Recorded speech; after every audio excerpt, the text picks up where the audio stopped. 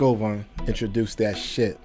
All right, next up, we're talking about Nas's open letter to his ex-wife, Kelis. Yeah. This one was crazy because it was Mel that hit us up, right? Yeah, shout out to Mel, M-E-L. This is your second shout out during this show, Mel. Yeah. I did the first one because I like you. I had to walk out from one, so it's the third one. Yeah. But anyways, Nas has been doing his thing since he... It was like a 7-page. Yeah, it was like 7 pages. 7 Instagram pages. But Nas has been doing his thing since he left Kelis. Like, he's been doing this venture capitalist thing where he's like investing in companies. Companies is good. Companies is great, but he's been investing in companies, and he's been really making money. You heard all the deals that he's been making? No. He invested in... I'll show you guys a list of all of the deals. Make sure you know list, motherfucker. He invested in... There's a...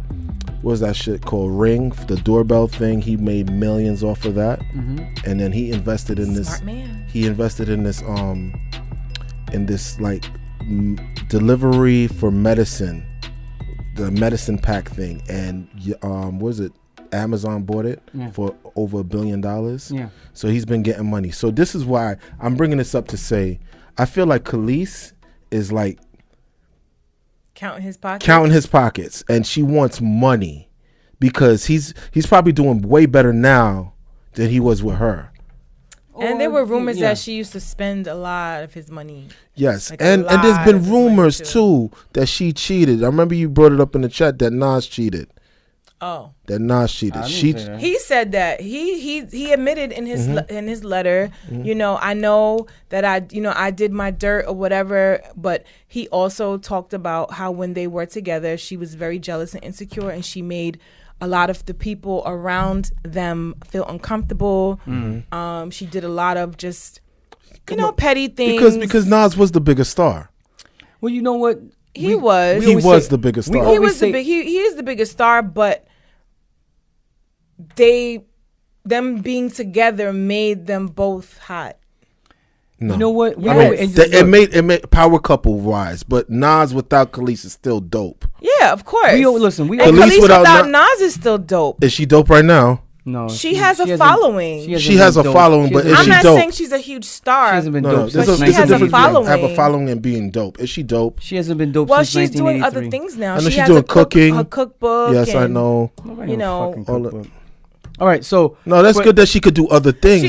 She's on tour right now. She has shows and shit. Listen, one of the things did you hear the last album, that futuristic weird I shit? didn't know. There's just one video that they play at my job sometimes, and she's sitting in the. We always say this, and this goes back that people of color, we've been so institutionalized over the last 300 years that we need a little bit of. Many of us need therapy.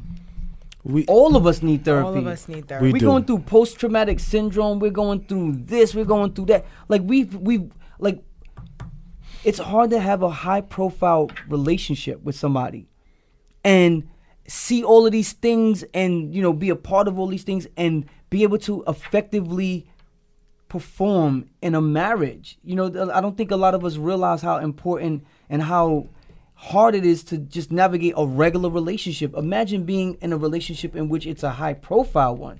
You know, so and Kelis has never struck me as being emotionally stable. Ever.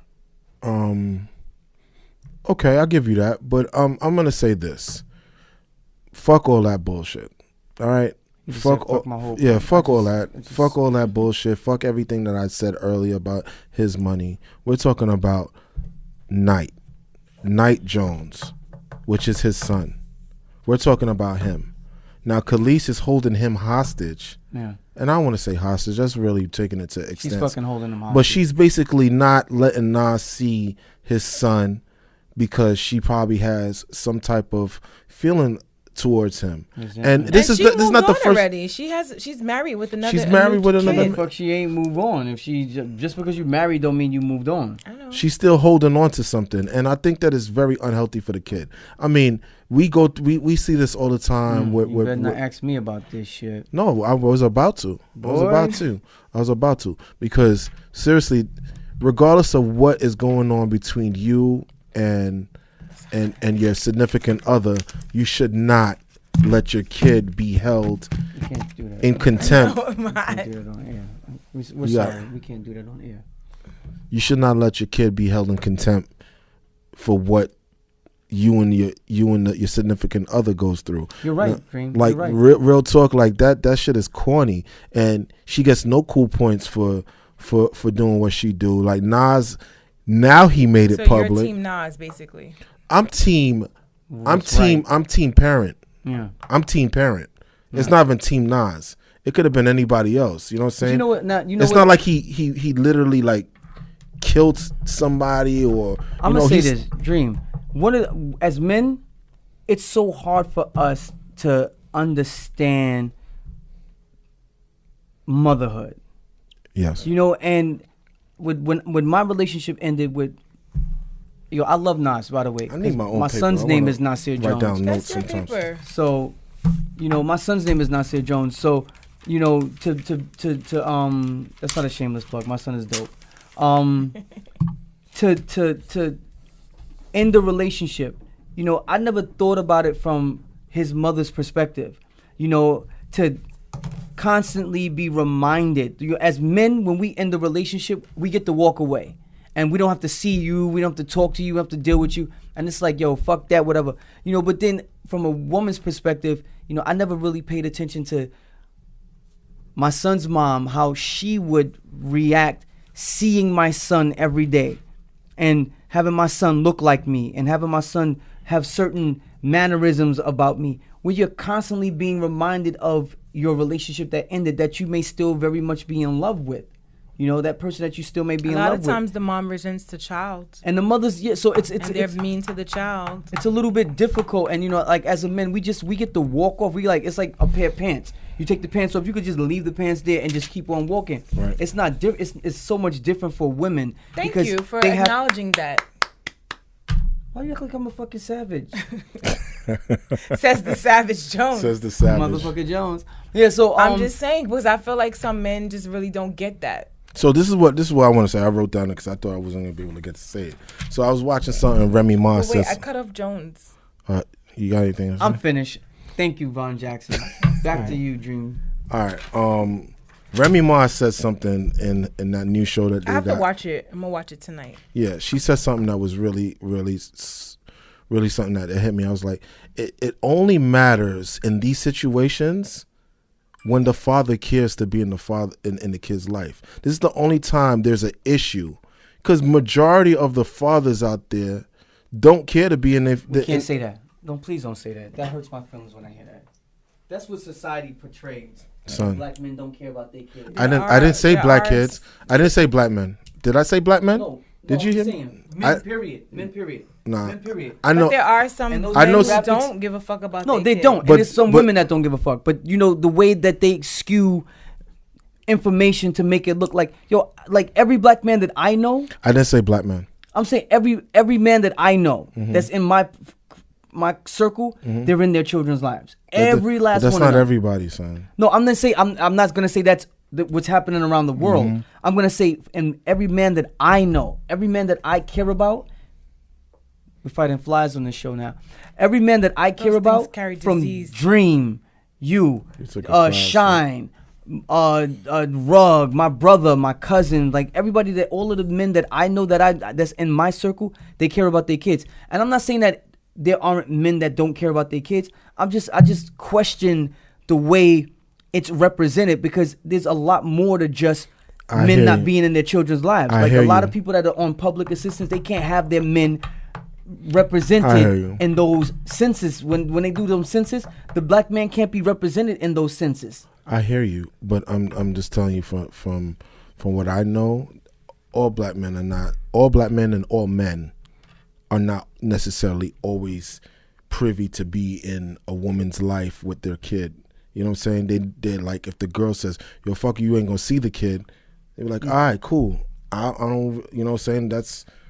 That's how they did. They just hit me for child support and I'm good. Some guys are like that. Yeah, some guys. So this is what I'm saying. What I'm saying is that she has a point because Nas wants to be in his life. And he's like, now he's voicing it. She should do it. You know, like, I hear what you're saying. You make a valid point. Our close circle is not scum buckets. You know what I'm saying? They're not like deadbeat dads. Even though I know one person in the crew that may be. But possibly. But other than that, she's just like holding on to fucking old shit for no reason. Like, we don't know. It's the only way she could get back at him.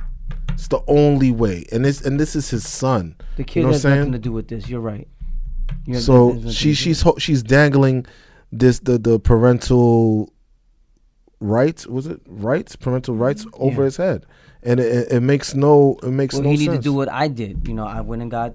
He did. Okay. He went to court. Yeah. That's what it was about. He said that, saying, right? Yeah, like I guess it was his weekend.